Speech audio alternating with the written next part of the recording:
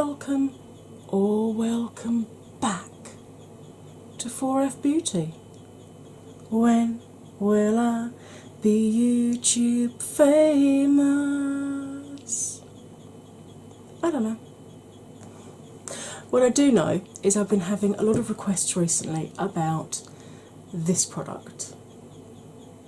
Now this, as long-term viewers will know, is what I tend to use as my primer. It has primer qualities, but it is effectively a facial antiperspirant. I've had questions: where do you get it from? How do you use it? What do you use it for? How much of it do you use? So I thought I'd do a really quick mini tutorial just answering those questions and showing you how I use it. So sit back for a quick mini rundown on the facial antiperspirant. Hey, welcome back from the intro. Right, this is going to be one of my mini tutorials because I got asked, or I've had a couple of questions recently about this that I use, which is my antiperspirant that I use as my primer. So, hair on my lashes, marvellous. I thought I would just answer the questions that I've had and give you a few more details. I get this from Amazon. It's, I think, $9.95 last time I bought it, and one of these normally lasts me, I don't know, anything between 6 and 10 weeks, depending on how often I wear makeup. You don't need to use much of it at all. It does have primer qualities, as it says just here. I tapped completely the wrong side. The back of it describes it as an advanced formula for enhanced performance. Neat Face Saver Gel prevents the excess perspiration caused by stress or warm and humid weather. Apply to affected areas once or twice daily before applying usual skin products. Now, I've washed my skin, I've moisturised my skin, I've put SPF on, and I have applied a little bit of this Avon primer just in my T-zone. Because my pores were a little bit this morning, and although this says apply it before applying your usual skin products, I find that if you are going to use a separate primer, I've especially noticed it when I use the NYX Honey Do Me Up one.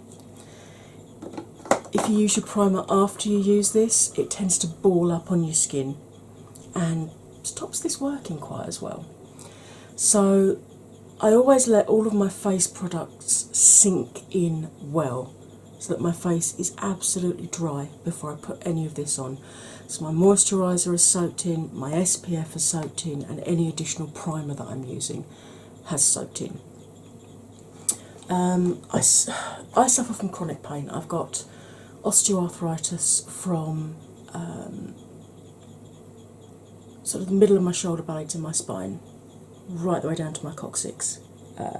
And if any of you have got osteoarthritis, you know how damn painful that is. So I'm in pain 24/7, to be quite honest. I wake up in pain, I take painkillers, it numbs it a little bit to allow me to sit here and talk to you for a while, and then I'm in absolute agony until I can take the next lot.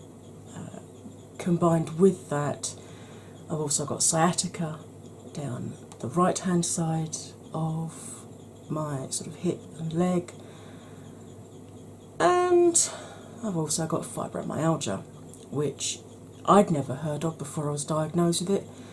I thought my arthritis was spreading, but no, apparently fibromyalgia, the best description I could think of it would be arthritis in the muscles. Basically everywhere hurts for no reason at all. My hands and feet go numb, I get pins and needles in them even when I haven't been like sitting on a nerve or something. Particularly my calves, I struggle with burning pins and needles, and all over my skin. If I'm having a particularly bad day, just doing that hurts. If you could imagine the worst sunburn ever, plus gravel rash, and then every single touch, no matter how gentle or how light it is, feels like you're rubbing a cheese grater over your skin. That's kind of bad days for fibro. That's how bad my skin is, and on those days I can't bear to put any makeup on at all because my whole body everywhere just hurts. So as a result of that, of chronic pain and of the medication that I'm on to try and help ease my chronic pain, I get a lot of facial sweating. Not so much anywhere else, but facial sweating and sort of the small of my back I've noticed as well, but I'm not too worried about that because I don't put makeup there. Now, a friend of mine, Amy, used to work abroad in places like Turkey, and she said if they'd got a busy day the next day, they'd get one of these, you know, the cream antiperspirants that you use on your armpits.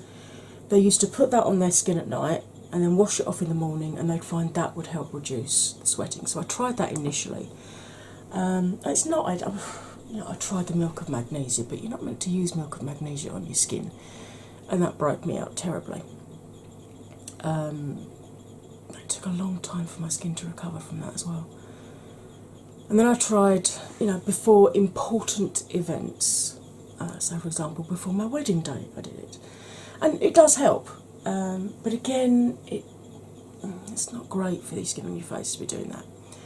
And then I discovered this. I was wandering through Amazon in one of my pain insomnia moments at about 3 o'clock in the morning, and I was looking for something else, but this popped up, and I'm like, oh, I might give that a go.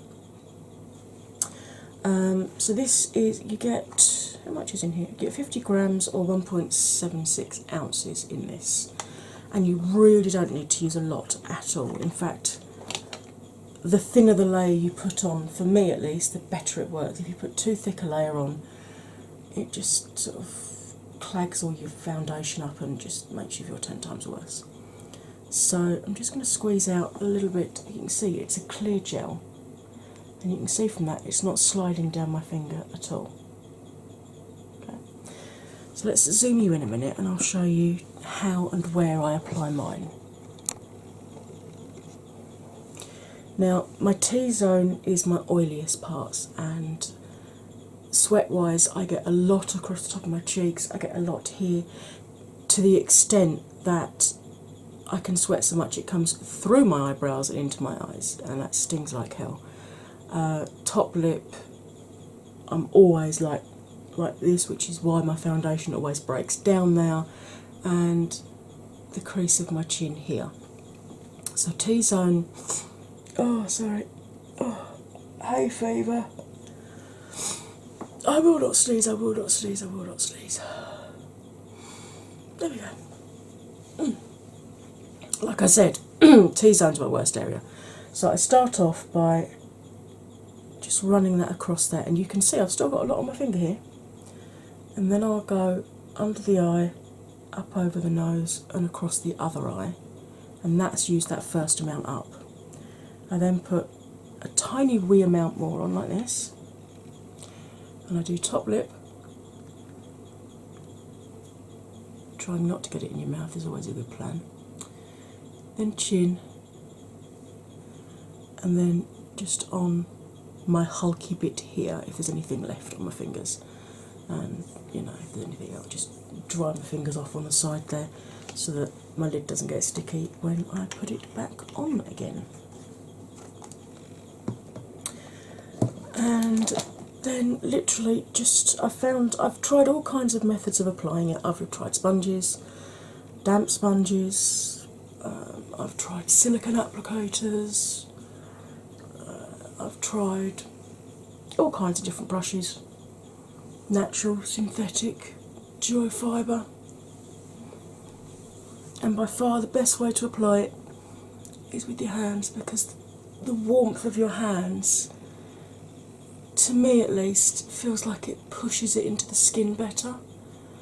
And I really, like you would do with a pore filling primer, really push it into the areas around here, just so that, and yes, I just poked myself up the nose with my blooming nail.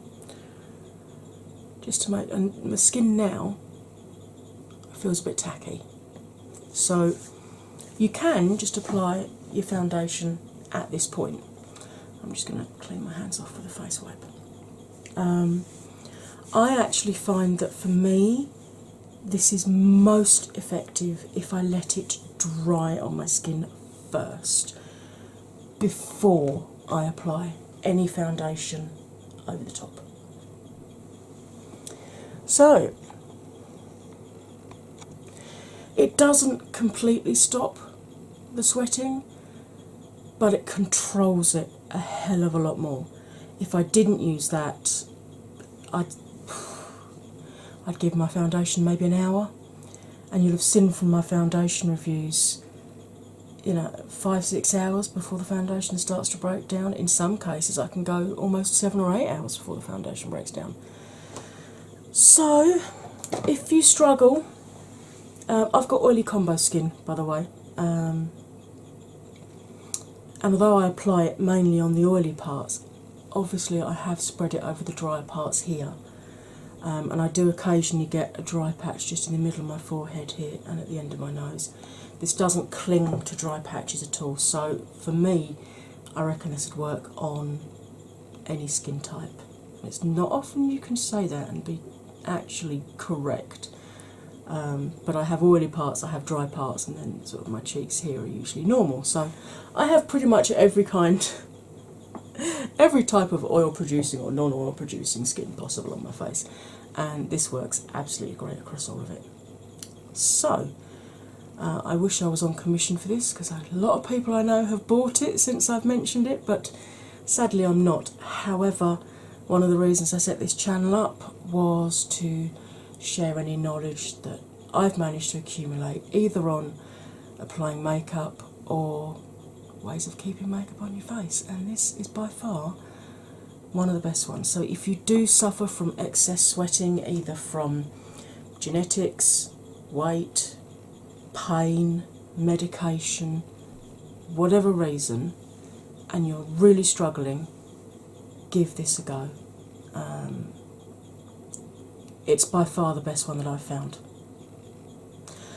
I will try and remember to put the UK Amazon link for this in the description box, but if you just type facial antiperspirant and look for Neat 3B Face Saver Gel, and this is what it looks like. Alright then, that's the end of this little mini tutorial. Hope you enjoyed it. If you did, if you can do all the usual, like, comment, share, subscribe, hit the bell, choose all the notifications, and because this is such a short one, you know you've got time to watch something else, so zoom over and check out another one of my videos, please, if you like. Alright, that's all from me for one day. You'll stay fabulous now, and I'll see you in another video. Bye.